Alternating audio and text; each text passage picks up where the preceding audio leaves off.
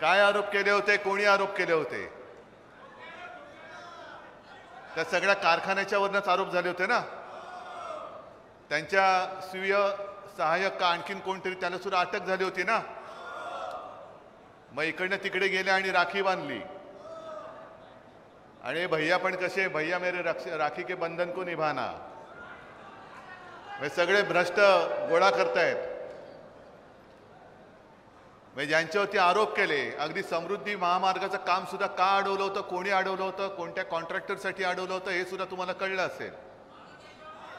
तर phone call सुद्धा मध्ये सगळीकडे व्हायरल झाला होता. ऐकला तुम्ही? सगळं तुम्हाला माहिती आहे ना. मग मी कशाला बोलू? तुम्ही तर ठरवूनच आलेलात. पण ही एक झलक झाली. अशा कित्येक गोष्टी आपण त्याने किती वेळा निवडून दिलं? 5. त्याच्या आधी पुंडलिकराव सुद्धा होते, बरोबर आहे, पण तो एक कट्टर माणूस होता. बरं, हे झालं त्यांचं. दुसरे म्हणजे हे वरती दिल्लीचे सगळे भ्रष्टाचार. दुसरे समाजाच्या नावावरती फसवणारे आणखीन कोण आपले आमदार होते?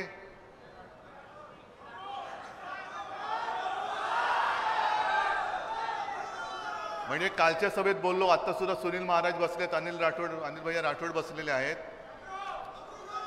सेवालाल महाराजांनी जी काही शिकवण दिली, सेवालाल महाराज, मी सुद्धा पगडी पूजन करायला तिकडे आलो होतो एक 2-3 महिन्यापूर्वी किंवा जास्त असेल. मी सुद्धा पोहरादेवीचं दर्शन घेतलं, सगळ्या तिथल्या महंत महाराजांचे आशीर्वाद घेतले आणि त्यांनी मला आशीर्वादाची कडी पण बांधली. सेवालाल महाराजांची जी शिकवण होती त्या बाकीच्या गोष्टी मी सांगत नाही, पण त्यांनी एक सांगितलं होतं की महिलेशी कसं वागायचं आणि मुली ह्या देवता समान असतात. सांगितलं होतं नव्हतं?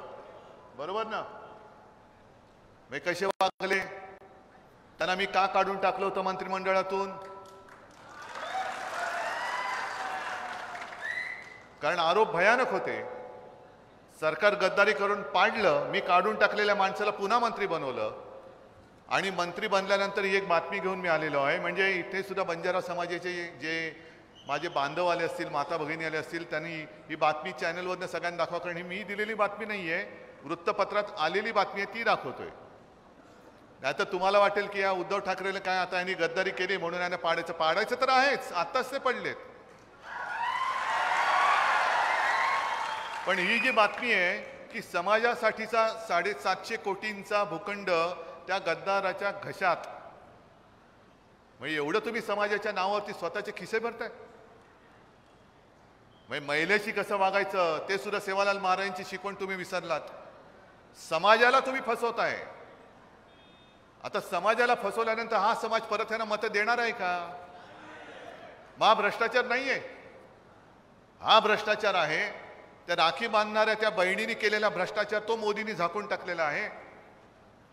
70,000 कोटींचा भ्रष्टाचाराचा आरोप कोणावरती केला होता? कोणी केला होता? अजित पवार आज कुठे आहेत?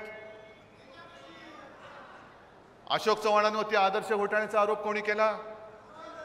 अशोक चव्हाण कुठे आहेत?